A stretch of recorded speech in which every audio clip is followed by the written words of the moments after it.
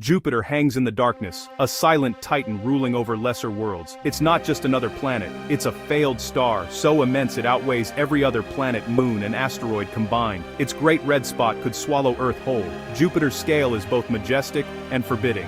A cosmic king whose grandeur inspires awe, but whose vastness warns us. The king does not welcome visitors. Jupiter is often seen as our protector, its immense gravity deflecting dangerous comets and asteroids from Earth. But this giant is also a force of chaos, sometimes sending threats our way. Jupiter's dual nature reminds us, it is neither friend nor foe, but a powerful, indifferent force of nature.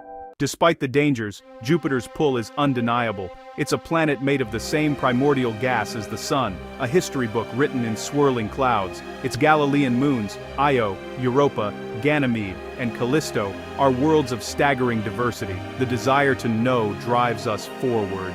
Jupiter is magnificent, terrifying, and calls to us from across the void. And so, we look up.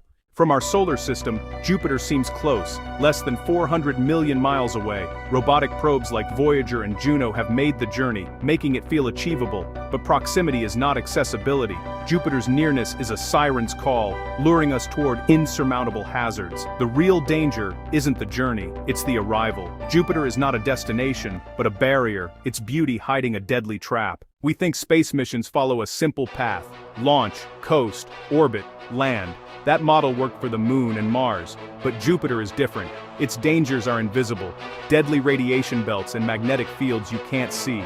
The path to Jupiter isn't a highway, it's a minefield. For humans, it's the most hostile place in the solar system. A mission to Jupiter is a marathon, not a sprint.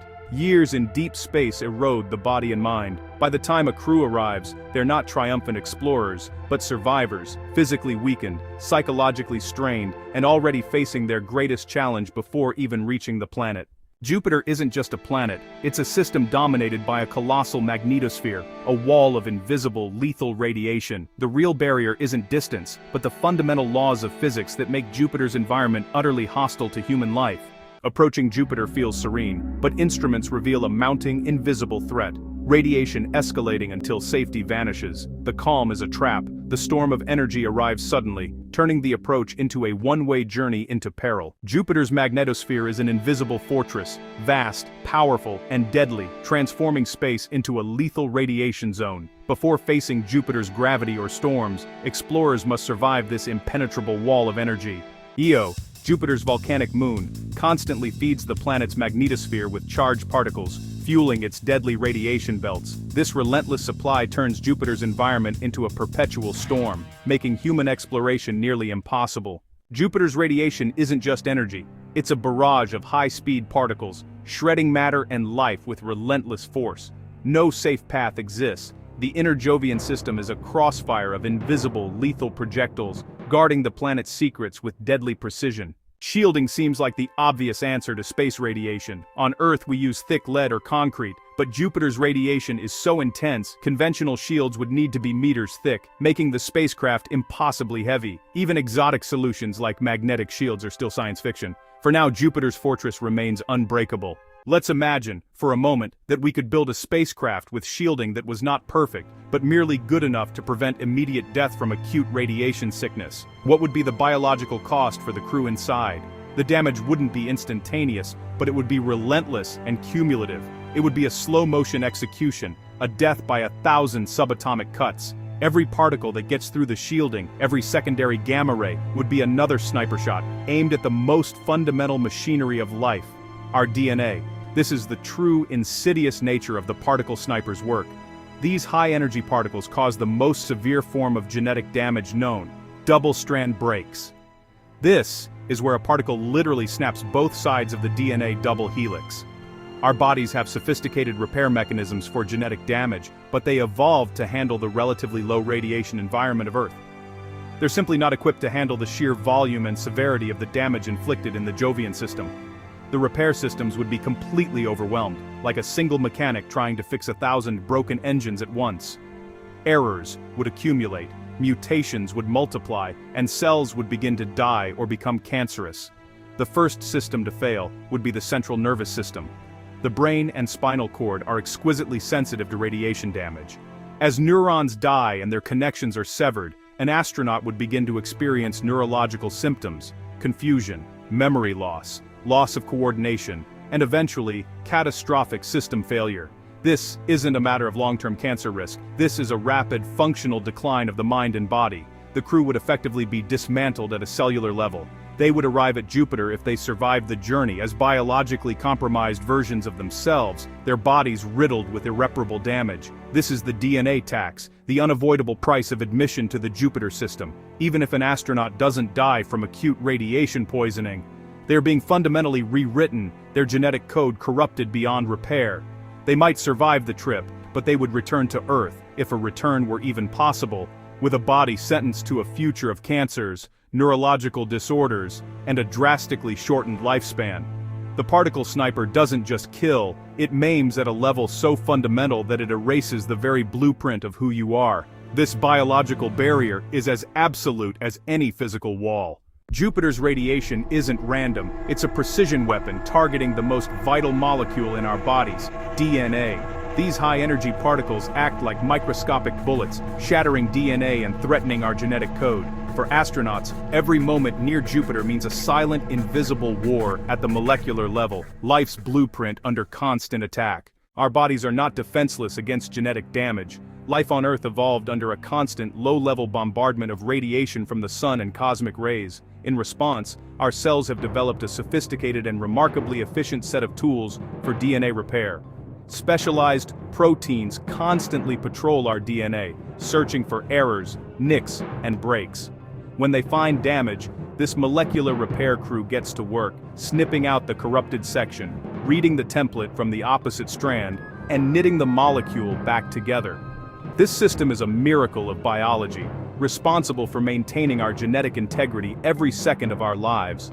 However, this biological toolkit has its limits. It was designed for the terrestrial environment, where severe DNA damage like a double-strand break is a relatively rare event. The repair mechanisms are like a small, highly skilled team of surgeons. They can handle a steady stream of routine injuries, but they cannot handle a mass casualty event. The radiation environment at Jupiter is precisely that, a constant, overwhelming mass casualty event at the cellular level. The rate of double-strand breaks would be thousands, perhaps millions, of times higher than what our cells are equipped to handle. The repair crew would be completely and utterly swamped. When the repair system is overwhelmed, two things happen. First, the damage accumulates faster than it can be fixed. Cells with broken DNA are unable to function or replicate properly. They may enter a state of stasis, or they may initiate a self-destruct sequence called apoptosis to prevent them from becoming a danger to the body. If enough cells do this in a vital organ, the tissue begins to fail. Second, the overworked repair crew starts making mistakes. In its haste to patch the endless breaks, it might join the wrong ends of the DNA together, creating chaotic mutations and chromosomal abnormalities.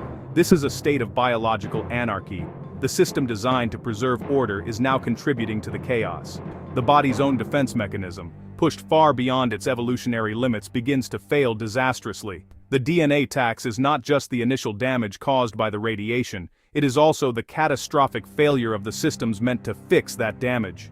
An astronaut's body would be fighting a losing war on two fronts, against the external bombardment of particles and the internal collapse of its own genetic maintenance systems.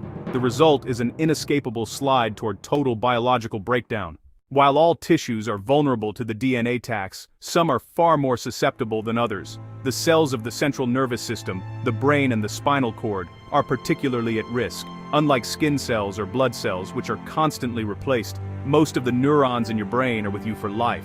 They do not replicate. This means that when a neuron is damaged or killed by radiation, it is generally not replaced. The damage is permanent.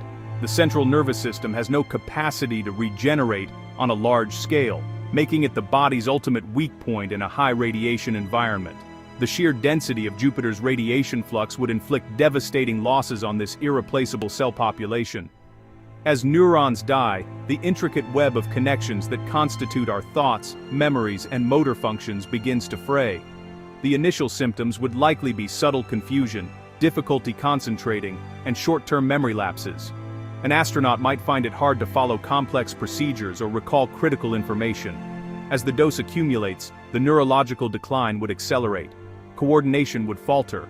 The fine motor skills needed to operate a spacecraft would degrade. The brain's ability to process information and make rational decisions would become severely impaired. This is not a hypothetical long-term risk of cancer decades down the line. This is acute functional destruction of the mind. Within days or weeks of entering the intense radiation belts, an astronaut would no longer be a reliable or even functional member of the crew. They would be a patient, suffering from a rapidly progressing neurological disease. The very organ that makes us human, our center of consciousness and reason, would be one of the first major systems to fall. A mission to Jupiter is not just a physical challenge. It is a direct assault on the mind. The ultimate horror of the DNA tax is this neurological decay. An astronaut might be physically capable of moving, but their mind would be disintegrating. They would be trapped in a failing body, piloted by a failing brain. The psychological terror of feeling your own mind slip away, of losing memories and the ability to think clearly, is a fate arguably worse than a quick, clean death. This is the price of admission to Jupiter's inner sanctum. It is a tax paid not with money or fuel, but with the very neurons that hold your identity. Even if a crew could be shielded enough to survive the initial onslaught and a return journey were possible, they would not come home as the same people who left. They would return as biologically compromised individuals, their bodies carrying a permanent, indelible record of the damage they endured. The DNA tax is not a temporary affliction. It is a lifelong sentence. The mutations and cellular damage accumulated in the Jovian system would continue to wreak havoc long after the astronauts had returned to the safety of Earth's magnetic field. Their biology would be a ticking time bomb. The most obvious long-term consequence would be a massively elevated risk of cancer. Every cell with improperly repaired DNA is a potential seed for a tumor. With trillions of cells having been exposed to catastrophic levels of damage, the probability of developing multiple, aggressive cancers would approach certainty. The astronauts would face a future of constant medical surveillance, surgeries, and treatments, fighting a battle against their own corrupted cells. Their lives would be defined by the genetic chaos instilled in their bodies by Jupiter's radiation. Beyond cancer, other systems would also bear the scars. The damage to the cardiovascular system could lead to premature heart disease. The constant destruction and replacement of cells in other tissues could lead to accelerated aging, with survivors exhibiting the health problems of someone decades older. The neurological damage, while it might stabilize after leaving the radiation environment, would likely be permanent, leaving them with lasting cognitive deficits. They would be heroes of exploration, but also tragic medical case studies for the rest of their shortened lives. This grim reality forces us to confront a profound ethical question. Is any discovery worth this price? A mission to Jupiter with current technology would not be an act of heroic exploration. It would be a suicide mission on a biological installment plan. The DNA tax makes it clear that the barrier is not just technological, but fundamentally biological. Our bodies, in their current evolutionary form, are simply not compatible with the Jovian environment. Until we can solve the problem of protecting our very DNA, the King of Planets will continue to hold its court in splendid, lethal isolation. The mission begins the moment the spacecraft leaves Earth's embrace. For 1,000 days, the crew drifts in a metal box, enduring a prolonged siege in the void. In microgravity, the body starts to tear itself down, bones and muscles wasting away, adapting to a world without gravity. The real enemy is not the void outside, but the slow rebellion of the body within. Microgravity doesn't just weaken bones and muscles, it transforms the heart and eyes too. The heart shrinks, no longer fighting gravity, while fluids shift upward, flattening the eyes. Astronauts can lose perfect vision, and their organs adapt for space, not for Earth. The journey to Jupiter warps the very organs we need to survive. The body decays, but the mind suffers too. For years, the crew is trapped in a metal prison, surrounded by silence and darkness. No weather, no birdsong, just the hum of machines and distant stars. Monotony breeds tension and despair. In the void, survival means keeping your mind from breaking under the crushing silence. In deep space, communication is not instant. As the crew travels farther from Earth, radio signals take up to 45 minutes each way, making real-time help impossible. In an emergency, there's no calling for help. The crew must solve problems alone, separated by distance and time. Before facing Jupiter's dangers, they must first survive the crushing loneliness of deep space. A spacecraft is a delicate ecosystem of interconnected systems, each a potential point of failure.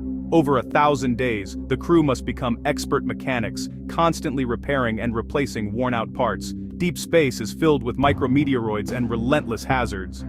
The unrelenting threat of a single fatal failure hangs over them, a sword for every day of the long, dark journey. Against all odds, the crew survives the journey and arrives at Jupiter, battered but alive. Now, they face Jupiter's gravity, not a gentle slope, but a vertical, bottomless pit. To escape, they'd need to reach 60 kilometers per second, over 5 times Earth's escape velocity. Jupiter's gravity is a one-way gate, easy to enter, almost impossible to leave. Jupiter's gravity leads us to the Tsiolkovsky rocket equation, a merciless law. To escape, you need immense fuel, but that fuel has mass, demanding even more fuel. The equation becomes a tyrant. Every pound of payload needs hundreds more in fuel. With today's rockets, a round trip is impossible. Until we invent radically new propulsion, any crew sent to Jupiter would be the most distant castaways in human history. Imagine a probe descending into Jupiter, not to land, but to fall endlessly. There is no surface, only clouds and gas, no ground to touch, no destination to reach. Lightning flashes in the darkness, but the deeper you go, the more hostile it becomes. To visit Jupiter is not to arrive, but to be consumed by an endless, bottomless world. As our probe descends into Jupiter, the pressure becomes unimaginable, thousands of times Earth's. Hydrogen gas is crushed into a supercritical fluid, neither liquid nor gas. The probe would sink through a dense, soupy ocean, facing heat hotter than some stars. No vessel could survive. Crushed, melted, and vaporized by the sheer force. You cannot land on Jupiter, you can only watch or be consumed by it. If our probe could survive Jupiter's crushing depths, it would enter a vast ocean of metallic hydrogen, an electrically conductive shimmering sea hotter than the sun's surface. Here, Jupiter's monstrous magnetic field is born, powered by this swirling metallic heart. There's no surface, only endless layers of extreme physics, and a descent that ends in utter dissolution. Jupiter is a scientific prize, but its true jewels are the Galilean moons, Io, Europa, Ganymede, and Callisto. Each is a unique world: volcanic Io, icy Europa with its hidden ocean, massive Ganymede, and ancient Callisto. These moons are the real destinations, scientific treasures but locked within Jupiter's deadly radiation belts. Their promise and peril are forever linked, making them the true frontier of exploration. Europa, a brilliant sphere of ice, hides a vast ocean beneath its cracked surface, possibly holding more water than all of Earth's oceans. This hidden sea could harbor life, making Europa a top target for exploration, but Europa orbits deep within Jupiter's deadly radiation belt. The place we most want to explore is also one of the most dangerous in the solar system. Imagine standing on Europa's icy plains. Above you, Jupiter dominates the sky, over 20 times larger than our moon, swirling with storms and color. But this breathtaking view is deadly. Lethal radiation pours from the planet, making this beauty fatal. The Jovian system's splendor can only be safely admired from afar. Jupiter's moons tempt us with secrets, but their greatest mysteries lie deep within deadly radiation belts. Our robotic probes, hardened soldiers of science, brave these dangers, sending back fleeting glimpses. For now, exploration here means looking, not touching. The universe itself enforces this rule, keeping us at a distance, reminding us that some frontiers may always remain just out of reach. Is Jupiter forever beyond our reach, a forbidden kingdom ruled by a merciless king? To accept this is to deny the human spirit. Our history is a testament to refusing limits. The barriers, radiation, gravity, distance, are immense, but not magical. To dream of Jupiter is faith in our future, a challenge, not a verdict. The first great hurdle to overcome is time. The 1,000-day transit is a biological and psychological ordeal that cripples a crew before they even arrive. The solution lies in a revolution in propulsion. Chemical rockets, which have served us since the dawn of the space age, are fundamentally too inefficient for rapid interplanetary travel. The future belongs to engines that can provide high thrust and high efficiency for prolonged periods. The most promising candidate is nuclear fusion. A fusion-powered spacecraft, a fusion torch, could theoretically accelerate continuously, cutting the travel time to Jupiter from years down to mere months, or perhaps even weeks. A journey of weeks instead of years would change everything.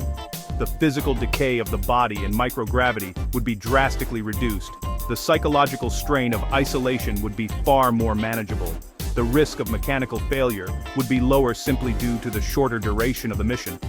A fusion engine would also provide an abundance of onboard power, a critical resource for any deep space mission. It represents a quantum leap in capability, transforming the voyage from a grueling marathon of survival into a manageable transit. This technology, harnessing the power of a miniature star, is the key to unlocking the solar system. The second, and more formidable challenge, is Jupiter's radiation. Passive shielding is too heavy and impractical. The solution must be active. We must learn to build a magnetic bubble, a portable magnetosphere for our spacecraft. This would involve using powerful, lightweight superconducting magnets to generate a strong magnetic field around the crew's habitat. This artificial field would deflect the vast majority of the high-energy charged particles, channeling them away from the ship just as Earth's own magnetic field protects us. It is a solution of immense elegance, fighting Jupiter's magnetic weapon with a magnetic shield of our own. This active shielding technology, while currently beyond our grasp, is not science fiction. We understand the principles, and our progress in material science and magnetics is steadily advancing. It would require a tremendous power source, but a fusion engine would provide exactly that. The synergy is clear. The fusion torch provides the speed to shorten the journey and the power to run the magnetic bubble that makes survival possible.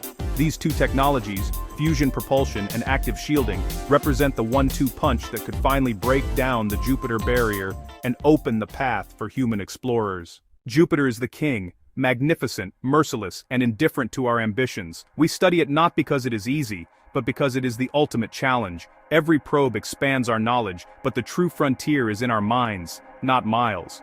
Jupiter waits silent and patient for the day we are ready to approach the throne of the king.